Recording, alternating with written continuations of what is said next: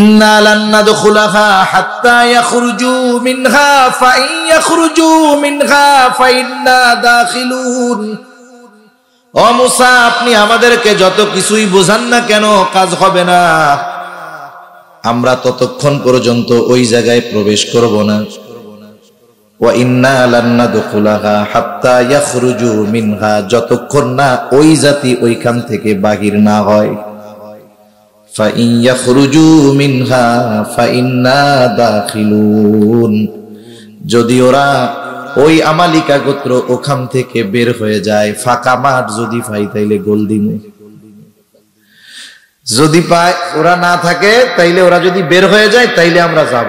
ওরা যতক্ষণ আছে ইন্না লান নাদখুলাহা, কখনোই আমরা ওইখানে প্রবেশ করব না। এখন বলেন, আপনি একজনরে এত আবেগ নিয়ে, দরদ নিয়ে, মোহব্বত নিয়ে বললেন যে এই কাজটা করো, ও করলো না, তখন দুঃখ লাগবে না? মুসা আলাইহিস সালাম চিন্তা করতেছে, আরে আগাম জয়ের সুসংবাদ দিলাম, আল্লাহর এত নিয়ামতের কথা স্মরণ করাই দিলাম, এরপরেও এদের কেমন আচরণ। অনেক সময় দেখবেন বাবা ছেলেরে বুঝাইতেছে কিন্তু ছেলে বুঝে না, রাগের ঠেলায় বাপ কি কয়, তোর যা মন চাই কর তো, যা।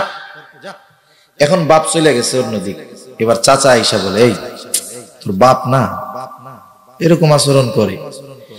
এখন মুসা আলাইহিস সালাম বুঝানো শেষ, কাম হয় নাই। ওই যে পাঠাইছিল 12 জন, কয়জন? 12 জনের মধ্যে 2 জন ছাড়া বাকি 10 জন তো ফাঁস করে দিছে। ওই 2 জন হলো, একজন হলো ইউশা ইবনে নুন, আর একজন হলো কালেব ইবনে ইউফানা। এই 2 আল্লাহর বান্দা, এরা একনিষ্ঠ আল্লাহর বান্দা ছিলেন। পরবর্তীতে ইউশা আলাইহিস সালামকে আল্লাহ নবুয়ত দান করছে। এইবার ওই 2 ব্যক্তি সবাইকে বুঝাইতেছে। قال رجلان من الذين يخافون أنعم الله عليهم ادخلوا عليهم الباب فإذا دخلتموه فإنكم غالبون। যাদের উপরে আল্লাহ তাআলার বিশেষ অনুগ্রহ ছিল, ওই 2 আল্লাহর বান্দা তাদেরকে বলতেছে, তোমরা শহরের নিকট দরজা দিয়ে শহরে প্রবেশ করো, কোনো টেনশন কইরো না। ফাইদা দাখালতুমুহু ফাইন্নাকুম গালিবুন, তোমরা শুধু ওই দরজা দিয়ে ঢুকবা, তোমাদেরকে ওই শক্তিশালী গোত্রের বিরুদ্ধে বিজয়ী যিনি করবেন তিনি কে। ফাইদা দাখালতুমুহু ফাইন্নাকুম গালিবুন, খালি ঢোকো আর তোমরা বিজয়ী হবা।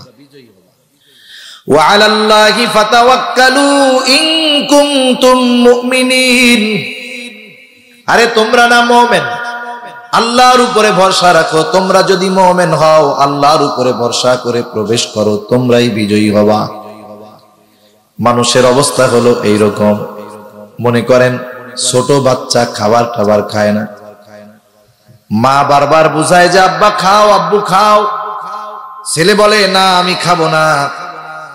বাচ্চাদের নিয়ম হইল ওই টাইমে যদি আরো তেল মারেন ও আরো বেকা হবে বেশি।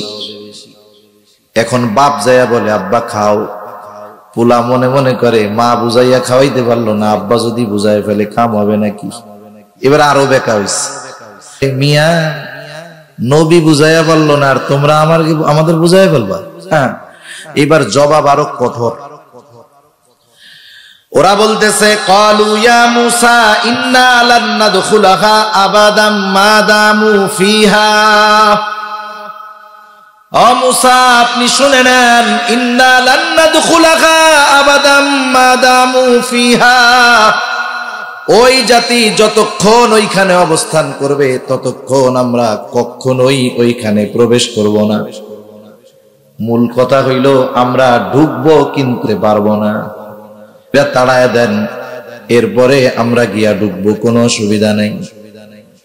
এখন ওরা বলতেছে ঢুকবো তো না, করতে পারবো না, যদি করতে হয় ফাযহাব আনতা ওয়া রাব্বুকা ফাকাতিলা ইন্না হাহুনা কাঈদুন। ওরা বলতেছে আমরা তো এখানে প্রবেশ করবই না, করতে পারবো না, আপনি আপনার রব আর আপনি করেন, আমরা এখানে বসলাম, আমরা পারবো না। একটু চিন্তা করে দেখেন, সব মুফাসসির এই আয়াতের তাফসীরের মধ্যে রাসূলুল্লাহ সাল্লাল্লাহু আলাইহি ওয়াসাল্লামের সাহাবীদের কথা আনছেন যে চিন্তা করো কোথায় মুসা আলাইহিস সালামের সাথী আর কোথায় পয়গম্বর আরবি মুহাম্মদুর রাসূলুল্লাহ সাল্লাল্লাহু আলাইহি ওয়াসাল্লামের সাথী। দয়াময় আল্লাহ রাব্বুল আলামিনের দরবারে অগণিত শুকর যে মহান মালিক আমাদের হায়াতে বরকত দিয়ে সুস্থ রেখে শীতকে উপেক্ষা করে কোরআন সুন্নাহর মহব্বতে এই মজলিসে আসার বসার তৌফিক দিয়েছেন সে মহান মনিবকে খুশি করার জন্য মহব্বতের সাথে জবান খুলে অন্তর থেকে আমরা একবার কালিমাতুশ শুকর পাঠ করি আলহামদুলিল্লাহ। অগণিত দুরূদ ও সালাম সাইয়্যিদুল আম্বিয়া আশরাফুল আম্বিয়া খাতামুল আম্বিয়া ইমামুল মুরসালিন রাহমাতুল লিল আলামিন মুহাম্মাদুর রাসূলুল্লাহ সাল্লাল্লাহু আলাইহি ওয়াসাল্লামের উপর আমি আপনাদের খেদমতে কোরআনুল কারীমের দুইটা আয়াত তিলাওয়াত করেছি। আল্লাহ তাআলার কাছে তৌফিক চাই আল্লাহ তাআলা অল্প সময়ে কিছু কথা আমাকে আপনাদের খেদমতে বলার তৌফিক দান করেন যে কথাগুলো আমাদের সবার দুনিয়া এবং আখিরাতের জন্য কল্যাণকর হয়, সকলে বলি আমিন। আমি আপনাদেরকে বেশি সময় কষ্ট দিব না। এক নাম্বার কারণ শীতের প্রকোপ একটু বেশি।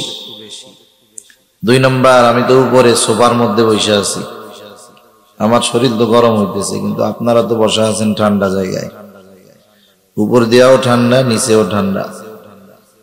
আসলে ডিজিটাল স্মার্ট হইতেছে তো এই জন্য সমস্যা। আগে কিন্তু মাহফিল গুলার মধ্যে খেড় বিছায়া দিত, খেড় চিনেননি? এইগুলা দিলে হয়তো ভালো দেখা যায় কিন্তু বসতে মন চায় না, আর ওইগুলা দিলে বসতে আর উঠতে মন চায় না। খেড় আছে নিচে, এই তো তাইলে সুন্দর হইছে, তাইলে তো আর সমস্যা নাই, এই সমস্যার সমাধান হয়ে গেছে। দ্বিতীয়ত আপনারা তো ওয়াজ শুনতেছেন, আবার ওই কোনায় ওই যে লাইট জ্বালায়া ব্যাডমিন্টন খেলার জন্য রেডি হইতেছে, মনে মনে কইতেছে হুজুর কোন সময় শেষ করবো আর আমরা খেলা শুরু করব। খেলো লাইট জ্বালায়া, অসুবিধা নাই, কিন্তু তোমার নিজের কারেন্ট খরচ কইরা খেলো, চুরি কইরা খেলে গুনাহগারেও না। এই শীতকালীন এই খেলা ভালো, শরীর চর্চার জন্য ব্যাডমিন্টন খুব উপকারী। আমি নিজেই চিন্তা করতেছি যাওয়ার সময় কয় বাড়ি মাইরা যাবো, কিন্তু এই শীতকালীন এই খেলা রাতের বেলা খেলতে গিয়ে অধিকাংশ সময় মেন লাইনের কারেন্ট চুরি করে খেলে। কিন্তু একটু চিন্তা করেন, মনে করেন ওই লাইনে যে জায়গায় কারেন্ট গেছে, যেই পাওয়ার হাউস বা যেই সাব স্টেশনে গেছে, ওইখান থেকে 10,000 মানুষের কারেন্ট বন্টন হয় ওই লাইন থেকে। এখন কেউ যদি ওই জায়গার থেকে একটু কারেন্ট চুরি করে, 10,000 গ্রাহকের হক নষ্ট করা হবে। কথা বুঝতে পারছেন? এই জন্য কারেন্টের লাইন অবৈধভাবে নিয়ে কেউ যদি ব্যাডমিন্টন খেলে, সরকারকে ফাঁকি দেওয়া হবে না, বরং ওই মানুষগুলো যাদের কাছে কারেন্ট গুলো গেছে তাদের হক নষ্ট করা হবে। এই বিষয়গুলো আমরা খেয়াল রাখবো, আল্লাহ বুঝবার তৌফিক দান করেন। আপনারা জানেন রজব মাস শুরু হয়ে গেছে, আজকে রজব মাসের 2 তারিখ। রাসূলুল্লাহ সাল্লাল্লাহু আলাইহি ওয়াসাল্লাম বর্ণিত আছে নবীজি রজব মাস আসলেই দোয়া করতেন, আল্লাহুম্মা বারিক লানা ফি রজব ওয়া শাবান ওয়া বাল্লিগনা রমাদান। আয় আল্লাহ, আপনি আমাদেরকে রজব শাবানের বরকত দান করেন, আমাদেরকে রমজান পর্যন্ত পৌঁছায়া দেন। সেজন্য আমরা এই দোয়াটা আল্লাহ তাআলার কাছে বেশি বেশি করব, আল্লাহ যেন আমাদের হায়াতে বরকত দেয়। সাথে সাথে এই দোয়া যতবার করব আমার মধ্যে ততবার ওই চিন্তা আসবে যে আমার রমজান আসতেছে, রমজানের প্রস্তুতি নিতে হবে, রোজা রাখতে হবে।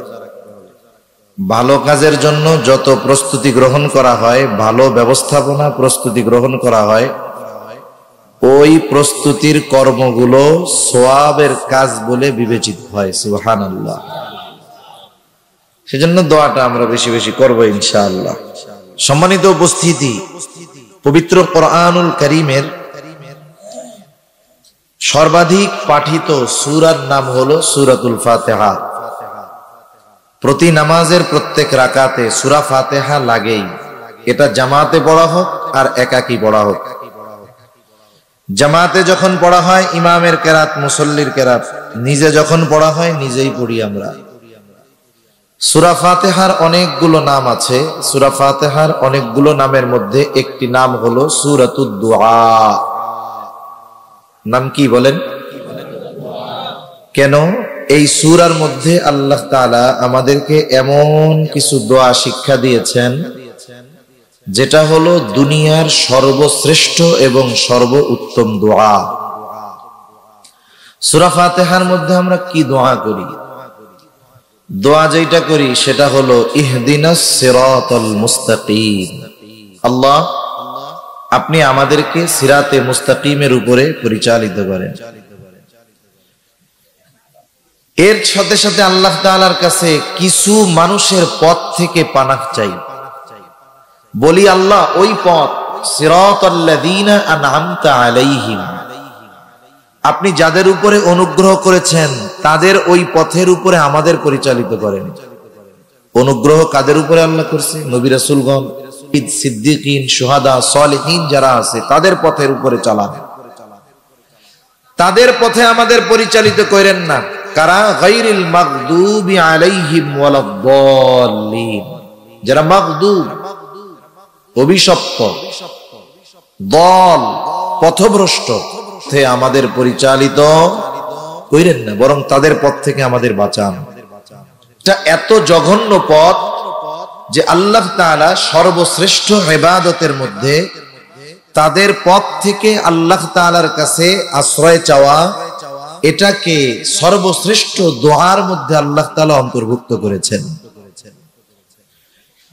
এজন্য এই অভিশপ্তদের পথ থেকে আমাদের বেঁচে থাকার দরকার। আর এই অভিশপ্ত পথভ্রষ্ট জাতি এ দুনিয়াতে এখনো আছে না নাই? এজন্য আল্লাহ তাআলা কোরআনুল কারীমের মধ্যে বলেন, এই জাতির সাথে সম্পর্ক গড়ার থেকে দূরে থাকতে হবে। অথচ আফসোসের বিষয় হলো এদের সাথেই আমাদের বন্ধুত্ব সম্পর্ক বেশি। মানুষের মানবিক প্রয়োজনে তাদের সাথে সম্পর্ক রাখা যেতে পারে, সেটা ভিন্ন কথা। একই জায়গায় থাকেন, সহ অবস্থান করেন, আপনার প্রতিবেশী, সেই হিসাবে তার সাথে এক ধরনের আচরণ হবে। কিন্তু এই অভিশপ্ত এবং পথভ্রষ্ট এই জাতির কোন মানুষকে নিজেদের অন্তরঙ্গ বন্ধু রূপে গ্রহণ করা যাবে না। আল্লাহ তাআলা নিষেধ করেছেন। আল্লাহ বলেন, ইয়া আইয়ুহাল্লাযীনা আমানু লা তাত্তাখিযু আউলিয়া বা'দুহুম আউলিয়াউ বা'দ। আল্লাহ তাআলা বলেন, ইয়া আইয়ুহাল্লাযীনা আমানু, হে ঈমানদারেরা, লা তাত্তাখিযুল ইয়াহুদা আউলিয়া, তাদেরকে বন্ধু রূপে গ্রহণ করো না। কেন করবা না? বা'দুহুম আউলিয়াউ বা'দ, কারণ তারা পরস্পর পরস্পরের বন্ধু।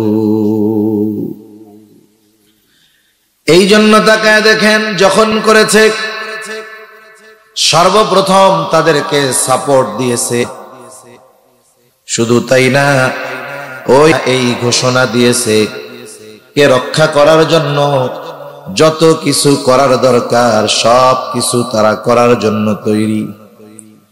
কেউ যদি ইতিহাস জানেন তাহলে জানবেন এদের মধ্যে কিন্তু চরম দ্বন্দ্ব।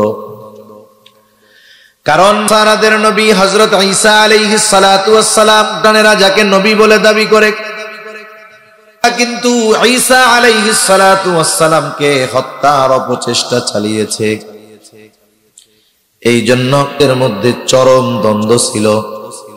কিন্তু দেখেন, যতই দ্বন্দ্ব থাক, মুসলমানদের বিরুদ্ধে এদের কোনো দ্বন্দ্ব নাই, বরং কাঁধে কাঁধ মিলিয়ে নিধনে এরা নিজেরা নিজেদেরকে সাহায্য করেই চলেছে। এরা একে অপরের বন্ধু। মুসলমানরা এদেরকে বন্ধুরূপে গ্রহণ করবে না, এ নির্দেশ দিচ্ছেন কে? কারণ মনে রাখতে হবে, প্রত্যেকটা জিনিসের একটা প্রভাব আছে। প্রভাব লোহা এমন এক ধাতু, লোহা মজবুত শক্ত অনেক, কিন্তু লোহার কিন্তু আরেকটা লোহাকে আকর্ষণ করার মতো কোনো ক্ষমতা নাই।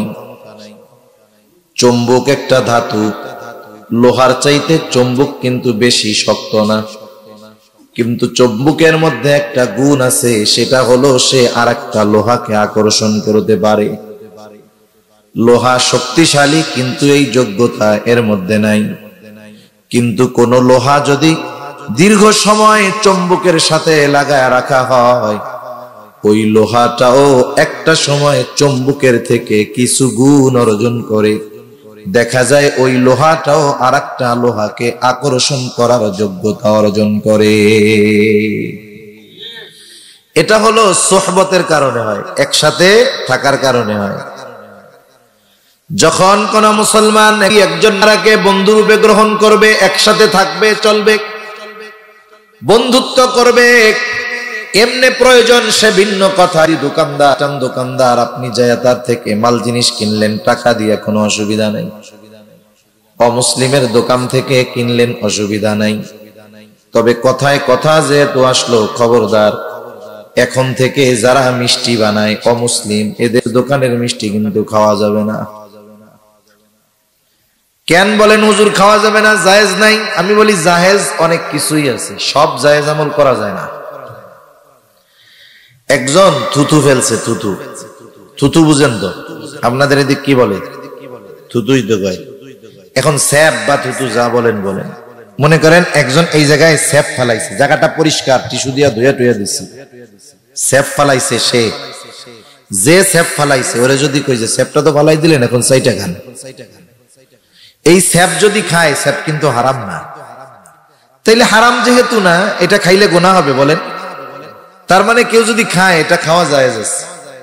এখন বলেন তো, এই জায়েজ কাম আপনাদের কাউরে যদি ডাক দেই যে একজন এদিক আসেন, এই জায়গায় স্যাপ ফালান, স্যাপ ফালাইলেন, এখন বললাম এই যে পকেট থেকে 1000 টাকার নোট, এটা খালি চাটা দিয়ে আবার খাইবেন, আপনারা কি বলবেন? হুজুর আপনারে 10,000 টাকা দিব, আপনি খান।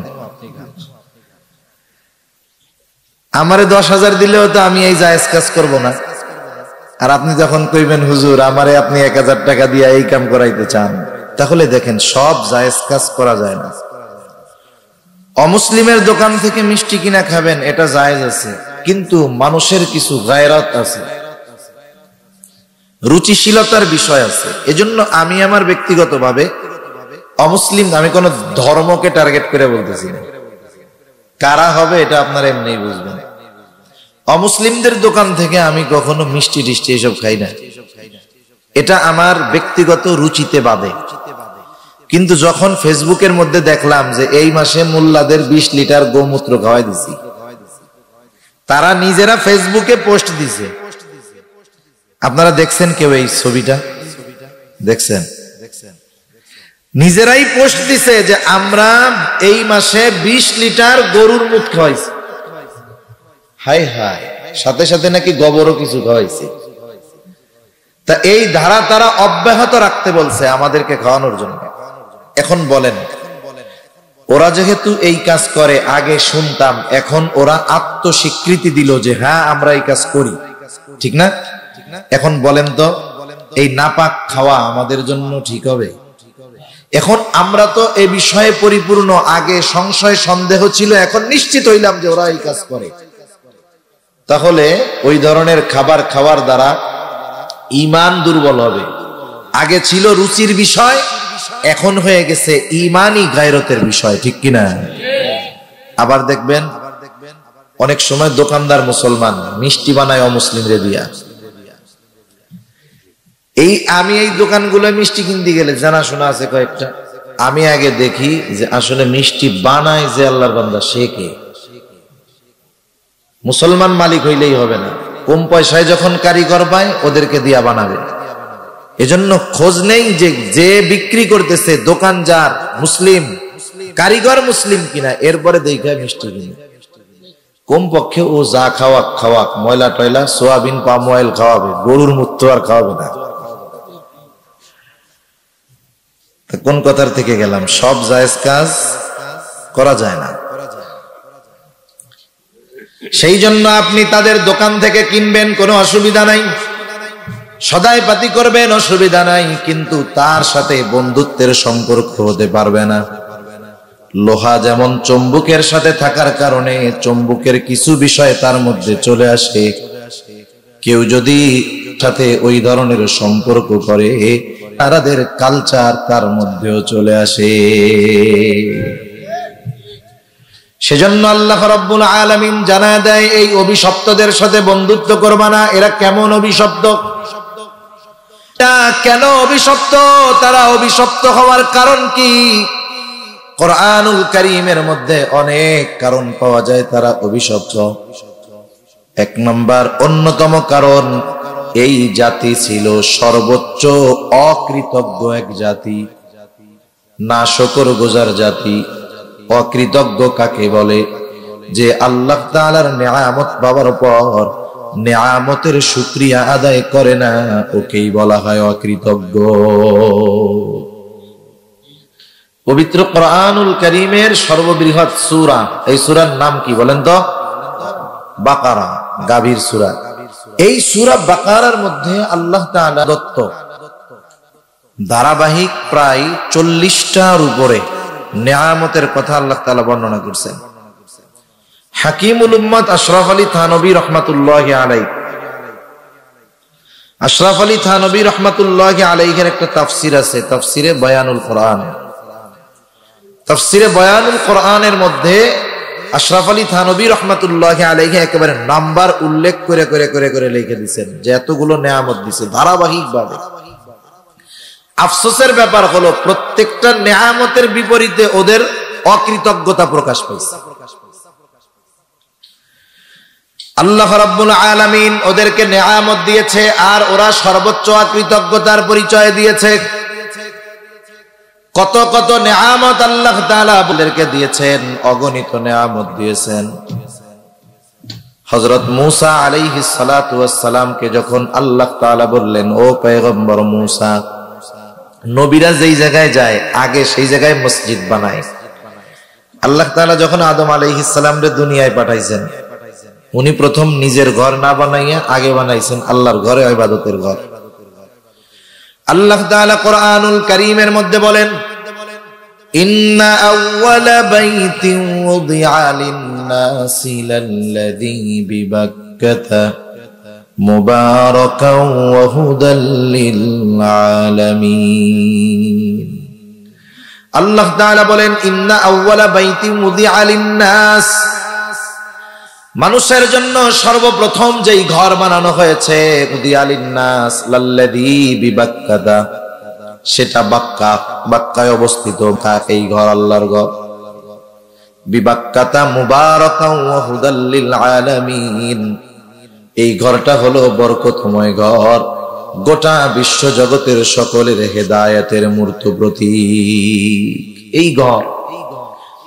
আবার ইব্রাহিম আলাইহিস সালাম, ওনার জন্মস্থান ছিল হলেলে, হিজরত করে রাসূল আকরাম সাল্লাল্লাহু আলাইহি ওয়াসাল্লামকে প্রশ্ন করা হলো, ইয়া রাসূলুল্লাহ, দুনিয়ার মধ্যে সর্বপ্রথম মসজিদ কোনটা? রাসূল আকরাম সাল্লাল্লাহু আলাইহি ওয়াসাল্লাম বলেন, সর্বপ্রথম মসজিদ হলো মসজিদুল হারাম। এরপরে প্রশ্ন করা হইল, এরপরে কোনটা? তিনি বললেন, এরপরে হইল মসজিদুল আকসা। এই দ্বিতীয় ঘর কে নির্মাণ করেছে?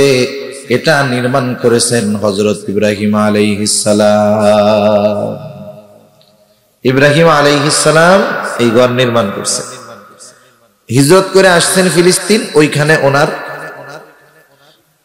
ইসমাইল আলাইহিস সালামের বংশধর হইছে হলো বাইতুল্লাহ, মক্কায়।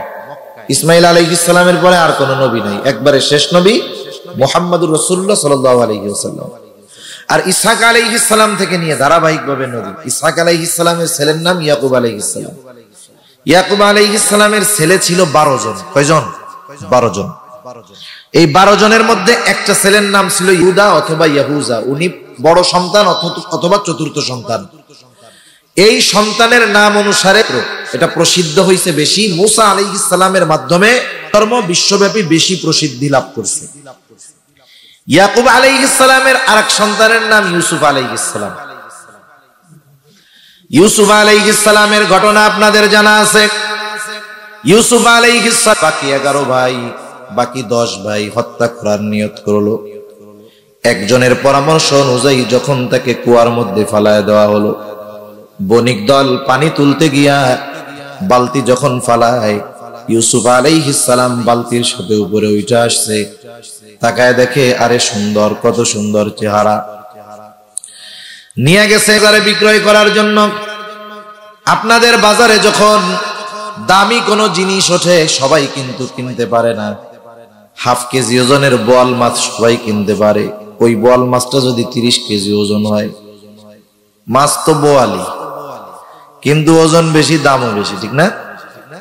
ইউসুফ আলাইহিস সালামের চেহারা সুন্দর, গোলাম বানায়া বিক্রয় করবে, সকলের কেনার মতো অ্যাবিলিটি নাই। কে কিনছে? মন্ত্রী কিনা নিয়ে গেছে। খাদ্যমন্ত্রীর ঘরে ইউসুফ আলাইহিস সালাম যতই কৈশোরে পদার্পণ করতেছে, যৌবনে পদার্পণ করতেছে, চেহারার সৌন্দর্য আরো বাড়তেছে। কত সুন্দর চেহারা! এই চেহারায় আকৃষ্ট হয়ে গেল মিশরের খাদ্যমন্ত্রীর স্ত্রী। ইউসুফ আলাইহিস সালাতু ওয়াস সালামকে কুপ্রস্তাব দিল, উনি রাজি হয় নাই। ওই মহিলা চক্রান্ত করে ইউসুফ আলাইহিস সালামকে জেলে পাঠায়া দিছে। কেমন সুন্দর ছিল ইউসুফ আলাইহিস সালামের চেহারা! মানুষেরা, মেয়েরা বলা বলি করতেছে, দেখ এত সম্ভ্রান্ত ব্যক্তির স্ত্রী, সে তার ঘরের কাজের লোক, গোলাম তো ছিল তখন। কই যে এর প্রেমে আসক্ত হইয়া কি করছে, দেখ লজ্জার ব্যাপার। সবার জবাব তো আর একসাথে দেওয়া সম্ভব না। এখন তো ডিজিটাল জামানা, কেউ আমারে কিছু কইলে ফেসবুকে স্ট্যাটাস দিলে সবাই জবাব পেয়ে গেল। জুলাইখা সব মহিলাদেরকে দাওয়াত দিছে। দাওয়াত দিয়া বলতেছে, সবাই বসো, দস্তরখান রেডি, খাবার রেডি, সবার হাতে এক একটা ফল আর এক একটা ছুরি। বলতেছে, তোমাদেরকে যখন বলবো তখন তোমরা ছুরি দিয়া ফল কাটা শুরু করবা। এইবার সবাই প্রস্তুত। ইউসুফ আলাইহিস সালামকে তাদের সামনে আনা হলো। সবাই ইউসুফ আলাইহিস সালামের দিকে তাকায় আছে। এইবার জুলাইখা নির্দেশ দিছে, তোমাদের হাতের ছুরি দিয়া ফল কাটতে শুরু করো।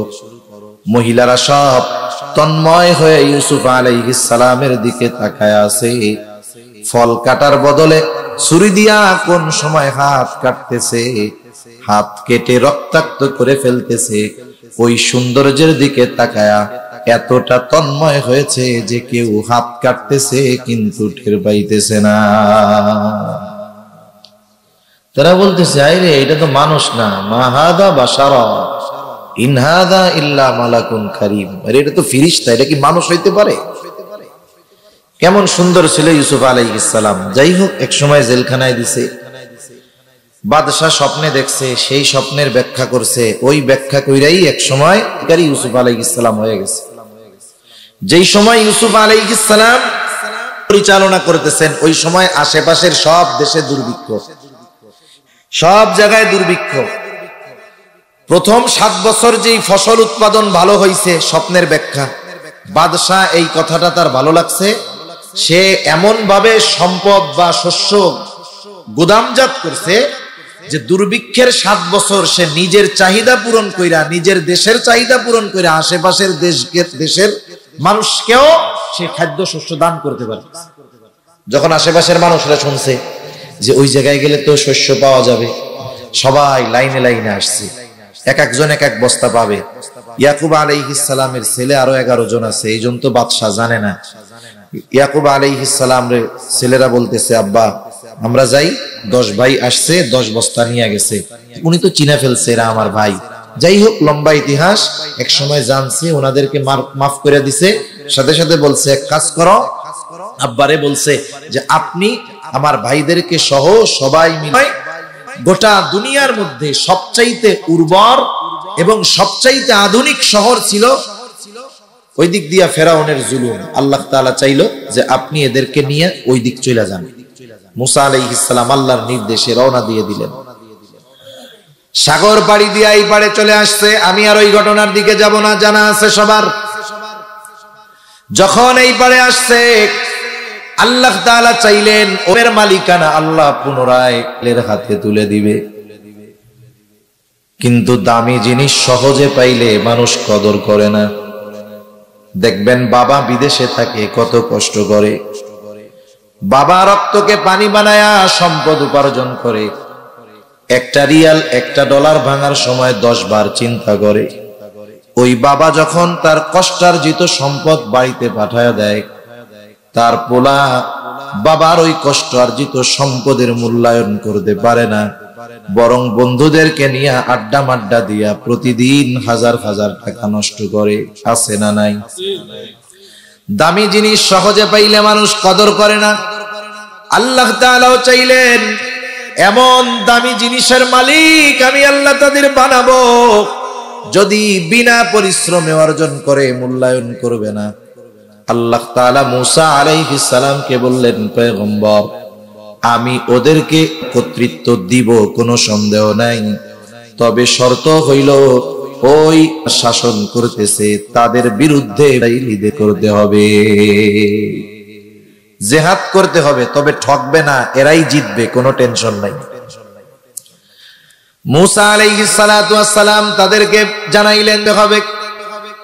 সাথে সাথে 12টা গোত্র ছিল, 12 গোত্র থেকে 12 জন প্রতিনিধিকে পাঠায়া দিলেন, যাও ওরা খবর নিয়ে আসো।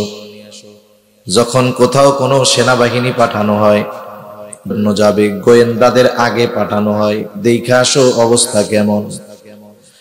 12 জন যখন ওই শহরের দরজা দিয়া ঢুকছে, বলেন তো আপনাদের এলাকায় যদি চাইনিজ কোনো মানুষ আসে অথবা অন্য মানুষ আছে, আপনারা কি চিনতে পারবেন? চিনবেন না যে এটা আমাকে এলাকার লোক না। ওই 12 জন যখন শহরের দরজা দিয়ে ঢুকছে, তখন শাসন করত আমালিকা গোত্র। এদের পূর্বপুরুষ বড় শক্তিশালী ছিল, ওরাও বড় শক্তিশালী ছিল। একটা লোক দেখছে যে ওই যে 12 জন, এরা তো আমাদের এলাকার লোক না। এত শক্তিশালী ছিল আমালিকা গোত্রের এক একজন। ওই এক ব্যক্তি একা গিয়া 12 জনকে বেঁধে বাদশার কাছে নিয়ে গেছে। একজন কয়জন রে বাইন্ধে ফেলছে? 12 জন রে। এখন বাদশার কাছে নিয়ে গেছে। এরা তো বিন্দেশী লোক, গুপ্তচর, গোয়েন্দা টোয়েন্দা হইতে পারে, কি করা যায়? কয়েকজন বাদশাকে পরামর্শ দিছে, বাদশা এক কাজ করেন, এদের ছেড়ে দেন। কি বলো, ছেড়ে দিব কেন? বলে ছেড়ে দিলে লাভ হইল, এরা তো আমাদের কি শক্তি জানতে পারছে, যে একজনই 12 জনের প্যাকেট করে ফেলছে। তা ওরা গিয়া যখন ওদের কওমের লোকের কাছে বলবে যে ওরা কিন্তু এরকম শক্তিশালী, তাহলে এই খবর পেয়ে ওরা ভয়ে আমাদের দেশ স্বপ্নেও আক্রমণ করতে চাইবে না। বাদশার কথাটা ভালো লাগছে, বাদশা ছেড়ে দিছে ওদের। এখন ওরা গিয়া মূসা আলাইহিস সালামের কাছে রিপোর্ট পেশ করছে যে এলাকা তো ভালো, জমিন খুব উর্বর, শহরটাও চমৎকার, কিন্তু সমস্যা হইল ওরা এত শক্তিশালী, ওরা একজন আমাদের 12 জনরেই প্যাকেট করে দিছে। তা মূসা আলাইহিস সালাম বললেন, শোনো, তোমরা এদের কাছে গিয়ে ওই শহরের যত ফজিলত আছে সব বলবা, কিন্তু ওরা যে এত শক্তিশালী এটা শুধু গোপন রাখবা। আমরা মানুষ, আমাদের অভ্যাস কি জানেন? আমাদের যেটা মানা করে ওইটা না করলে ভালো লাগে না। 2 জন ছাড়া বাকি 12 জন তাদের প্রত্যেকের গোত্রের কাছে গিয়ে বলছে, মূসা আমাদের কাদের সাথে বলে জানো? একজনেই কিন্তু 12 জনের প্যাকেট করে দিছে। এমনিই তো ও রাজি না, যখন শুনছে এত শক্তিশালী, কয় এই যে বসলাম, মরব তো করবো না। মূসা আলাইহিস সালাম টেনশনে পড়ে গেছে, কি করা যায়?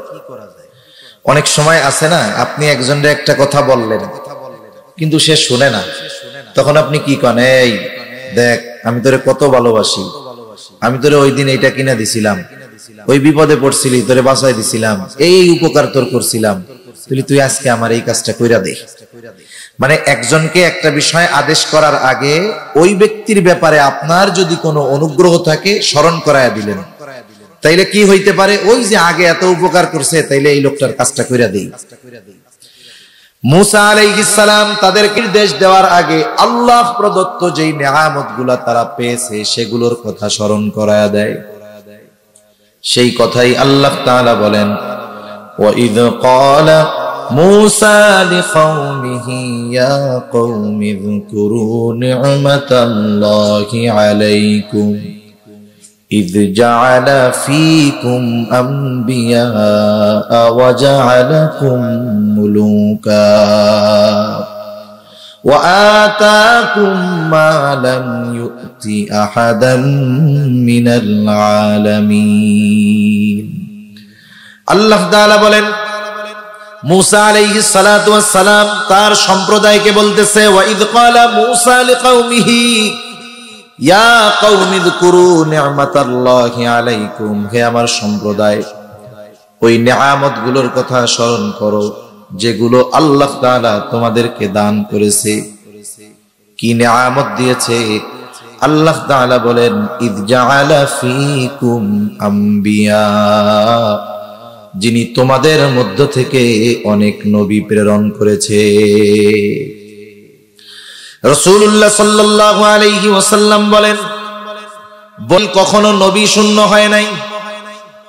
যখনই তাদের মধ্য থেকে একজন নবী পরপারে চলে গেছে, একজন নবী যখন ইন্তেকাল করেছে, আল্লাহ তাআলা আরেকজনকে নবুয়ত দিয়ে ওই শূন্য স্থান আল্লাহ পূরণ করে দিয়েছে।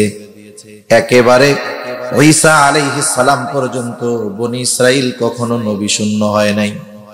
বলেন তো আপনাদের এলাকায় বিভিন্ন বংশ গোত্র আছে নাকি?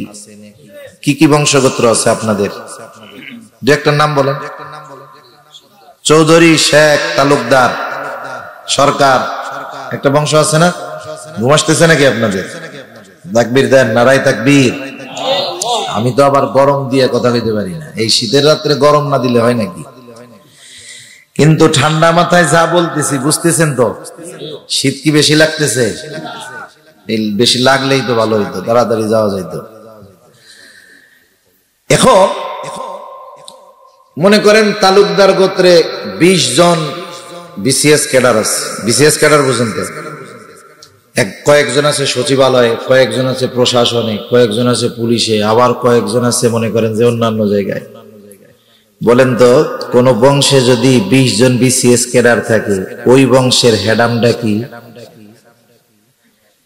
কিছু কইলেই কইছি না, তালুকদার বংশের বলা 20টা কিন্তু বিসিএস ক্যাডার। নেয়ামত মনে করে কি করে না? নেয়ামত মনে করে না যে আমরা আমাদের বংশে এতগুলো বিসিএস ক্যাডার আছে। কেউ যদি জিজ্ঞাসা করে যে তোমার বাড়ি কোথায়, চিনেন নাই? ওই যে ওই গ্রামে বাড়ি, যেই গ্রামের তালুকদার বংশে 20টা বিসিএস ক্যাডার আছে। গ্রামের নাম বলার আগে বলে যে ওই বংশের বলা আমি। দুনিয়ার মানুষ যদি তাদের বংশে দুনিয়াবি উচ্চ শিক্ষিত সম্মানিত ব্যক্তি থাকে, গর্ব মনে করে নিজেকে, নিজে না হইলেও নিজের বংশের লোক। বলেন তো যেই বংশে ধারাবাহিকতার ক্রমান্বয়ে নবী আসছে, তাইলে এটা কত বড় নেয়ামত, কত বড় সৌভাগ্যের ব্যাপার। মুসা আলাইহিস সালাম সেই কথাই বলেন যে আল্লাহ তাআলা তোমাদের বংশে নবী পাঠিয়েছেন, আর আমার আপনার নবী বলে কোন নবী শূন্য হয় নাই। কত বড় পরলৌকিক নিয়ামত। আল্লাহ তাআলা শুধু যে পরলৌকিক নিয়ামত দিয়েছেন তা নয়, আল্লাহ তাআলা বলেন ওয়াজআলাকুম মুলুকা, সাথে সাথে আল্লাহ তাআলা তোমাদের দুনিয়ার বাদশাহী দান করছে। সুলাইমান আলাইহিস সালামকে বাদশাহী দান করেছে। কেমন বাদশাহী? উনি আল্লাহ তাআলার কাছে দোয়া করতেছে, রব্বি হাবলি মুলকান লা ইয়ানবাগি লিআহাদিন মিন বাদি ইন্নাকা আনতাল ওয়াহ্হাব। ওই আল্লাহ, আমাকে আপনি এমন রাজত্ব দান করেন যা আমার পরে আর কাউরে দিবেন না। যদিও সুলাইমান আলাইহিস সালাম মুসা আলাইহিস সালামের অনেক পরে, আমি ওই দিকে যাব না। দুনিয়াবি বাদশাহীও দান করেছে। একটু খেয়াল দিয়ে কথাটা বুঝেন, একটা গোত্রের সবাই কিন্তু বাদশাহ হয় না। একটা গোত্রের সবাই বাদশাহ হয়, কিন্তু যদি কোনো গোত্র থেকে একজন বাদশাহ হয়, তাহলে তার ওই বাদশাহীকে তার গোত্রের সাথে জোড়ায়া দেওয়া হয়। যেমন দেখবেন এই দুনিয়ায় অনেক গোত্র শাসন করেছে, উমাইয়ারা শাসন করেছে, উমাইয়া গোত্র। উমাইয়া গোত্রের সব মানুষ কিন্তু বাদশাহ ছিল না, কিন্তু বাদশাহ উমাইয়া গোত্রের হওয়ার কারণে বলা হয় যে উমাইয়া শাসক। আব্বাসী গোত্রের অনেকে সবাই কিন্তু বাদশাহ হয় নাই, খলিফা হয় নাই, কিন্তু খলিফা আব্বাসীয়দের মধ্যে হওয়ার কারণে বলা হয় আব্বাসীয় খলিফা। এটাও কিন্তু একটা সম্মানের বিষয়। আল্লাহ তাআলা এই দুনিয়াবি নেয়ামত তাদেরকে দান করেছে। সাথে সাথে মূসা আলাইহিস সালাম স্মরণ করায়া দিয়া বলেন, ওয়া আতাকুম মা লাম ইউতি আহাদাম মিনাল আলামিন। সাথে সাথে এমন কিছু নেয়ামত আল্লাহ তোমাদের দিছে যা বিশ্ববাসী আর কাউকে দেন নাই। মূসা আলাইহিস সালাম যখন বলতেছে এই কথাটা ওই পর্যন্ত, মানে ওর আগ পর্যন্ত দেয় নাই, দেয়ও তো নাই। কেমনে সমুদ্রের মধ্যে দিয়ে রাস্তা বানায়া ওদেরকে চলাচলের ব্যবস্থা করে দিছে। ওরা চিন্তা করেছে ঘর বাড়ি নাই, থাকমু কেমনে, আকাশের মেঘকে ওদের জন্য ছাদ বানায়া দিছে। এত মানুষ না খাইয়াই তো মরবো মনে হয়। আল্লাহ বলেন না খাইয়া মরবি কেন, মারতে চাইলে তো ফেরাউনের হাতে মাইরা তো দিতাম, মর্যাদা বেশি হইত। যেহেতু ওর হাতে মারি নাই, সাগরের মধ্য দিয়ে রাস্তা বানায় আনছি, না খাওয়াইয়া আমি আল্লাহ মারবো না। আসমানি খাবারের ব্যবস্থা আল্লাহ করে দিছে, সুবহানাল্লাহ বলেন। এইরকম দামি দামি নেয়ামতের কথা মূসা আলাইহিস সালাম স্মরণ করায় দিয়া বলতেছে, এখন তো আল্লাহ তো একটা আদেশ দিছে। কি আদেশ? ইয়া কওমি দুখুলুল আরদাল মুকদ্দাসাতাল্লাতী কাতাবাল্লাহু লাকুম ওয়ালা তারতাদ্দু আলা আদবারিকুম ফাতানকালিবু খাসিরিন। মূসা আলাইহিস সালাম বলতেছে, হে আমার সম্প্রদায়, তোমরা ওই পবিত্র শহরের মধ্যে ঢুকে পড়ো, পবিত্র জমিনের মধ্যে ঢুকে পড়ো। মূসা আলাইহিস সালাম বলতেছে, ওই পবিত্র জমিনের মধ্যে তোমরা ঢুকে পড়ো। কোন জমিন? বলে আল্লাতী কাতাবাল্লাহু লাকুম, যেই জমিনের মালিকানা আল্লাহ তোমাদের জন্য লিখে রেখেছে। তার মানে আগে জয়ের ঘোষণা আল্লাহ দিচ্ছে, সুবহানাল্লাহ বলেন। এখন তোমাদের কাম হইল খালি তোমরা ওই জমিনে ঢুকবা, ওরা যত শক্তিশালী হোক কোনো টেনশন নাই। তবে একটা কাজ করবা না, সামনের দিক যাবা তো যাবা, পেছনের দিকে ফিরবা না।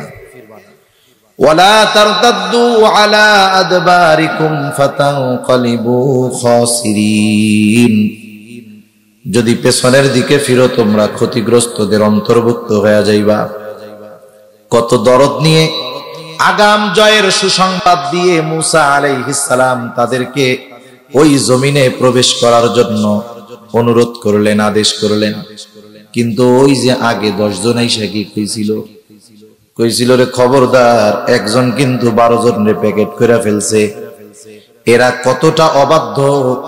আল্লাহ তাআলা, আল্লাহর রাসূল, আল্লাহ নির্দেশ দিছে, সেইটা না মেনে ওই 10 জনের কথা মনে রাইখা জবাব দিচ্ছে মূসা আলাইহিস সালামের কথার।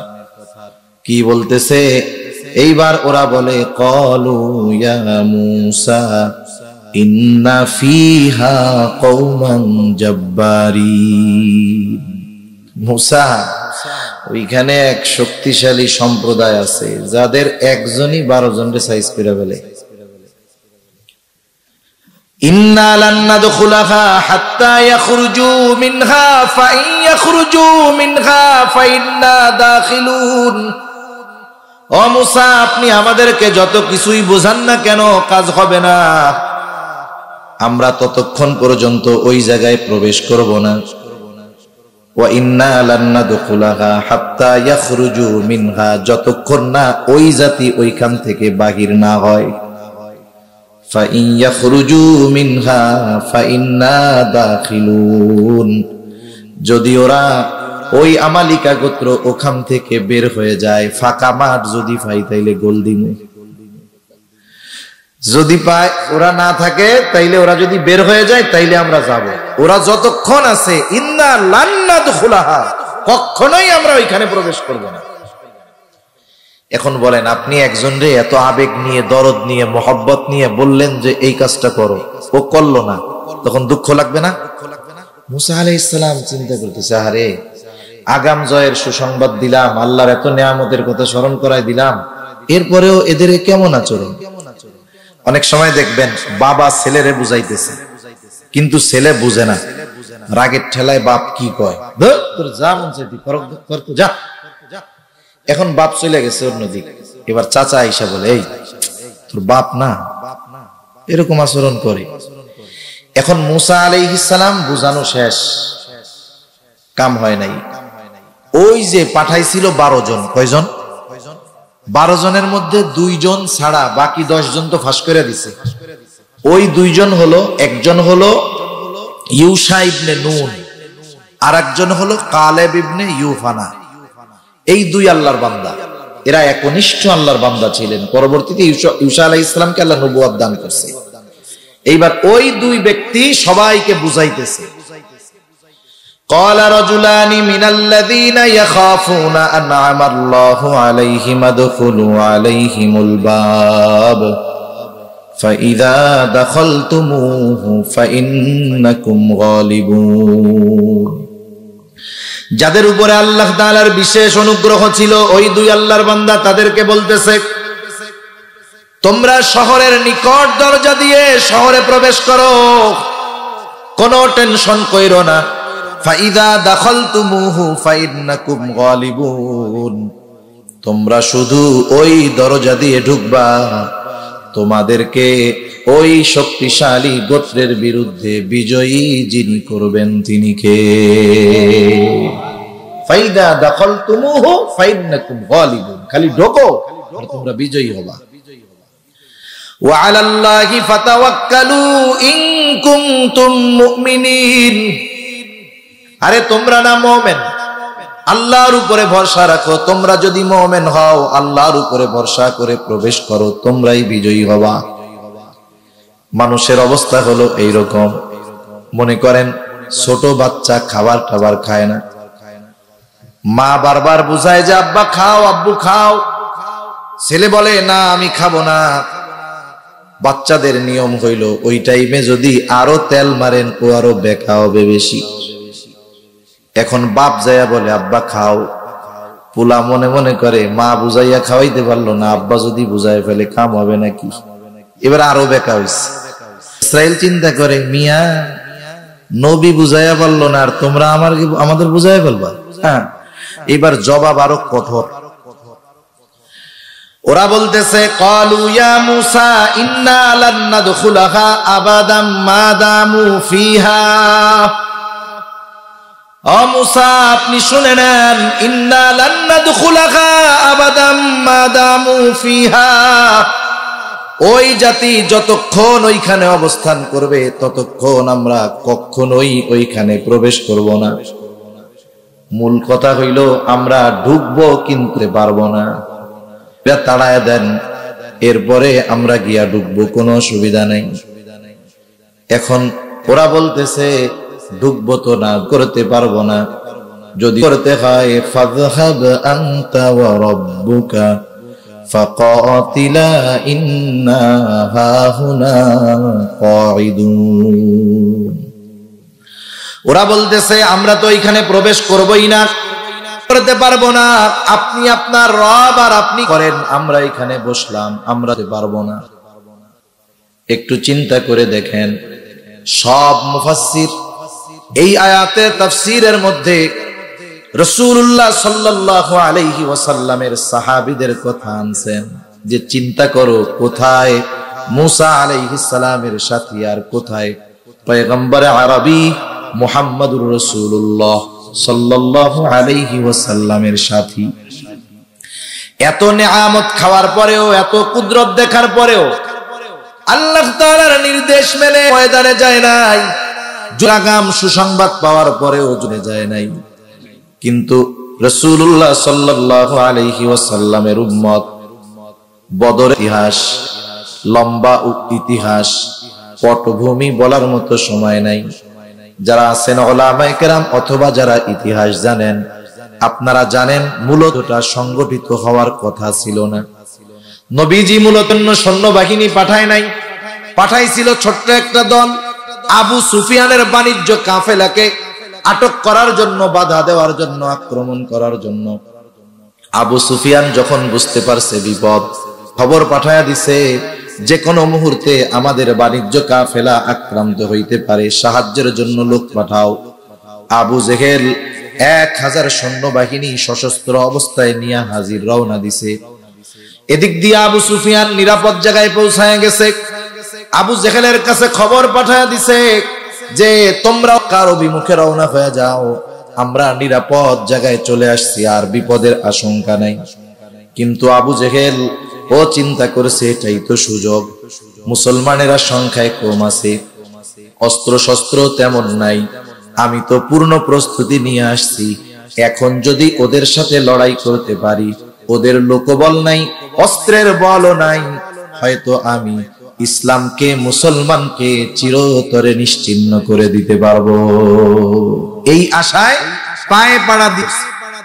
অবস্থা এইরকম, নবীজি চিন্তায় পড়ে গেছে। একে তো গরমের সময়, দ্বিতীয়ত আবার রোজা, ওই বছরই রোজা প্রথম ফরজ হয়েছে। আরবের কি গরম, রোজা রেখে ওই গরমের মধ্যে কইরা আর কোনো উপায় নাই। নবীজি সাহাবায়ে কেরামদের নিয়ে পরামর্শ করতেছেন। মুহাজিরদের কাছে সর্বপ্রথম পরামর্শ চাইলেন কি করা যায়। মুহাজির যারা থেকে মদিনায় হিজরত করছে, তারা বলতেছে ইয়া রাসূলুল্লাহ, আমরা তো ঈমান এনেছি, দ্বীনের জন্য সব ছাড়ছি, আমরা প্রস্তুত, কিন্তু সংখ্যায় বেশি আনসারেরা, তাদের সহযোগিতা দরকার। নবীজি চিন্তা করতেছিলেন, না জানি আনসারেরা বলে বসে ইয়া রাসূলুল্লাহ, আপনারা আসলেন মদিনা মক্কা থেকে, থাকার জায়গা দিলাম, সব দিলাম, এখন কি আবার জীবনও দিতে বলেন নাকি? নবীজি আনসারদের পরামর্শ চাইলেন কি করা, কি করব না। আনসারদের মধ্য থেকে সাদ বিন মুআজ রাদিয়াল্লাহু তাআলা আনহু দাঁড়ায় গেল। সাদ বিন মুআজ রাদিয়াল্লাহু তাআলা আনহু বলে ইয়া রাসূলুল্লাহ, আপনি আমাদের কাছে জানতে চান আমরা কি বলবো, আমাদের মত কি, আপনি শুনেন, আপনি যদি আমাদের, আর যদি শুধু নির্দেশ দেন তোমরা সবাই সমুদ্রের মধ্যে ঝাঁপায় পড়ো, ইয়া রাসূলুল্লাহ আপনি নির্দেশ দেওয়ার পরে আমাদের দিকে তাকায়া দেখবেন, আপনার এই নির্দেশ আমরা এমন ভাবে পালন করব, আপনি তাকায়া দেখবেন আপনার নির্দেশের পরে একটা মানুষও সাগরের তীরে দাঁড়ায় নাই, আপনি নির্দেশ দেওয়ার সাথে সাথে সকলে সমুদ্রের মধ্যে ঝাঁপায়া পড়বে। আপনি আমাদের মত চাইতেছেন, আমরা তো আপনার কথা মানার জন্য এরকম তৈরি। আরেকজন বলে ইয়া রাসূলুল্লাহ, আমরা আপনার সামনে পেছনে ডানে বামে চতুর্দিকে অবস্থান নিয়ে করব। ইয়া রাসূলুল্লাহ আপনি তাকায়া দেখবেন, আমাদেরকে আপনি সন্তুষ্ট হয়ে যাবেন। সংখ্যা হইল 313 জন, তলোয়ার আছে 100টা, ঘোড়াও নাই, কিচ্ছু নাই, প্রচন্ড গরমের মধ্যে রোজা রেখে 313 জন তৎকালীন দুনিয়ার সর্বাধুনিক সমরাস্ত্রে সুসজ্জিত 1000-এর বিরুদ্ধে লড়াই করার জন্য রওনা হয়ে গেছে। সংখ্যায় হলো 3 ভাগের 1 ভাগ, অস্ত্র আছে 10 ভাগের 1 ভাগ, কিচ্ছু নাই। কিন্তু এদের ইমানি পাওয়ার এমন ছিল, ওই 313 জনের ইমানি পাওয়ার এমন ছিল, ওই সময় যদি গোটা দুনিয়ার সব শক্তি তাদের বিরুদ্ধে লড়াইয়ে নামতো, ওই 313 জনের ইমানি শক্তির সামনে তারা তছনছ হয়ে যাইত। মুফাসসিরিনে কেরাম বিষয়টা আনছেন এই জন্য যে নবীজির আদেশ পালনার্থে সাহাবায়ে কেরাম কেমন ছিলেন। এই জন্যই তো আল্লাহ সুবহানাহু ওয়া তাআলা পবিত্র কোরআনুল কারীমের মধ্যে সাহাবায়ে কেরামের প্রশংসা বর্ণনা করেছেন।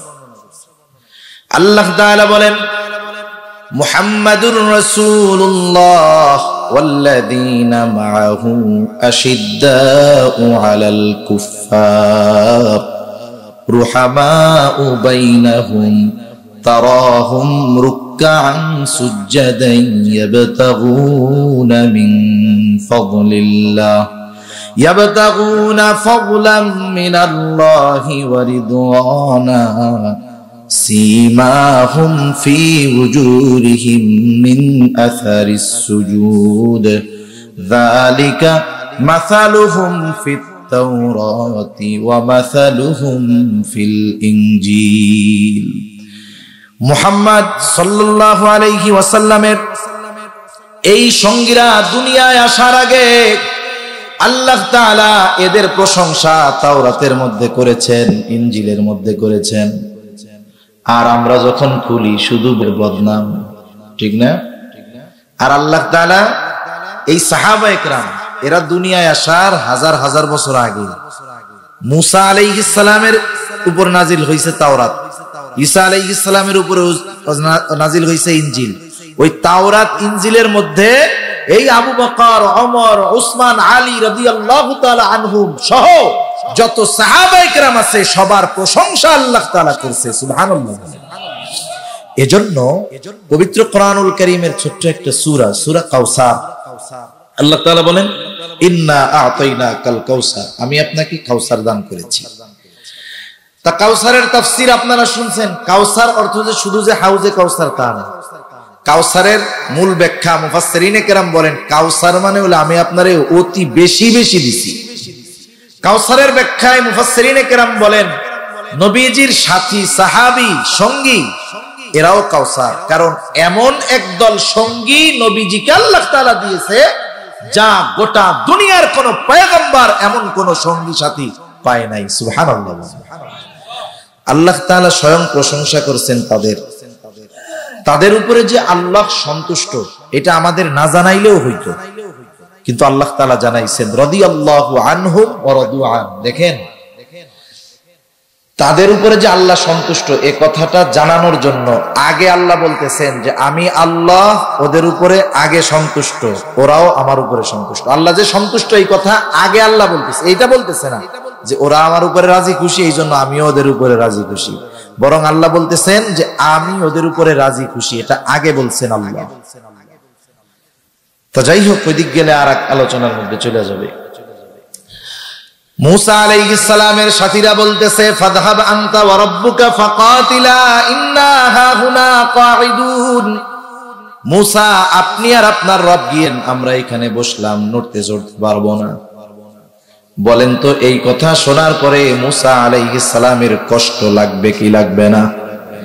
এত কষ্ট লাগছে মুসা আলাইহিস সালাম আল্লাহর কাছে দোয়া করে বলে ক্বালা রাব্বি ইন্নী লা আমলিকু ইল্লা নাফসি ওয়া আখি ফাফরুক বাইনানা ওয়া বাইনাল কওমিল ফাসিকিন। মুসা আলাইহিস সালাম বলতেছে ও রব ইন্নী লা আমলিকু ইল্লা নাফসি ওয়া আখি, আমি আমার নিজের উপরে আর আমার ভাইয়ের উপরে ছাড়া আর কারো উপরে আমার নিয়ন্ত্রণ নাই। ওই দুইজনও এদের মধ্যে শামিল, এরা ছাড়া আর কারো উপরে আমার নিয়ন্ত্রণ নাই, ওরা আমার কথা শোনে না, মানে না। সুতরাং আল্লাহ ফাফরুক বাইনানা ওয়া বাইনাল কওমিল ফাসিকিন, আপনি এই ফাসিকদের থেকে আমারে আলাদা করে দেন, এদের সাথে আমি আর থাকতে চাই না। উম্মতের আচরণে নবীজি কত মর্মাহত কষ্ট যে নবী মুসা আলাইহিস সালাম বলতেছে ওদের থেকে আলাদা করে দেন, আমি আর থাকতে চাই না। আল্লাহ তাআলা মুসা আলাইহিস সালামকে সান্ত্বনা দিলেন, একটা হলো ওদের ওই অপরাধের শাস্তি, দ্বিতীয় ওনার একটু সান্ত্বনা দিচ্ছেন। আল্লাহ তাআলা বলেন ক্বালা ফাইন্নাহা মুহাররামাতুন আলাইহিম 40 সানাহ ইয়াতিহুনা ফিল আরদ ফালা তা'সা আলাল কওমিল ফাসিকিন। এই ফাসিক সম্প্রদায়ের আচরণে আপনি কষ্ট পায়েন না। শোনেন এরা যে এমন আচরণ করলো ক্ষতি তো ওদেরই হইছে। এই অকৃতজ্ঞতার কারণে, সীমা লঙ্ঘনের কারণে, অবাধ্যতার কারণে ক্ষতি ওদেরই হইছে। যেই জিনিসটা আমি আল্লাহ ওদেরকে সহজে দিয়ে দিতাম, অকৃতজ্ঞতার কারণে, অবাধ্যতার কারণে, সীমা লঙ্ঘনের কারণে এটাকে আমি ওদের জন্য 40 বছর নিষিদ্ধ করে দিলাম, হারাম করে দিলাম, পাবে না। এখন মুসা আলাইহিস সালামের সাথে এমন আচরণ করলো, সকালবেলাই বলে মুসা আমরা আর এইখানে থাকবো। এইবার সকালবেলায় হাঁটা শুরু করেছে, হাঁটতেছে এদিকে, হাঁটতে হাঁটতে সকালবেলা হাঁটা শুরু করে, যখন সন্ধ্যায় হাঁটা থামায় দেখে সকালে যেখান থেকে হাঁটা শুরু করছে সন্ধ্যায় আইসা সেই জায়গায় হাজির। আবার পরের দিন হাঁটা শুরু করেছে, সকাল থেকে সন্ধ্যা পর্যন্ত হাঁটছে, সন্ধ্যার সময় আইসা দেখে আবার সেই জায়গায় হাজির। এইভাবে 1-2 দিন না, পুরা 40টা বছর সারাটা দিন আল্লাহ তাআলা এইদেরকে শুধু হাঁটানোর উপরে রাখছে। এই 40 বছর তিহ ময়দানের মধ্যে খালি ঘুরছে। 40 বছরের মধ্যে মুসা আলাইহিস সালাম দুনিয়া থেকে চলে গেছে, হারুন আলাইহিস সালামও চলে গেছে। এরপরে ইউশা ইবনে নুনকে আল্লাহ তাআলা নবুয়ত দিয়েছেন, ওনার নেতৃত্বে বনে তওবা করে আমালিকা গোত্রের সাথে আল্লাহ তাআলা তাদেরকে বিজয় দান করছে। এরপরে দীর্ঘকাল ব্যাপী বনি উত্থান পতনের ইতিহাস আছে, একবার দুড়ানি খাইছে আবার আসছে, এভাবে করতে করতে সর্বশেষ খ্রিস্টীয় প্রথম শতাব্দীতে চূড়ান্ত ভাবে থেকে তাদেরকে বাইর করে দেওয়া হয়েছে। একেবারে 2000 বছর প্রায় ওরা ঢুকতে পারে নাই। ঠিক ওদের মনে কি ঢোকার ইচ্ছা ছিল না? ছিল। ওই ইচ্ছা ওরা পূরণ করেছে 20ম শতাব্দীর শুরুতে, দ্বিতীয় বিশ্বযুদ্ধের পরে। তাই সাথে সাথে মুসলিম নামধারী মুনাফিকদের গাদ্দারির কারণে ভূমিতে পুনরায় বসতি স্থাপনের সুযোগ পেয়েছে, ঠিক কিনা বলেন? এজন্য সম্মানিত উপস্থিতি, মুসলিম উম্মার সম্পর্ক এটা মনে করার সুযোগ নাই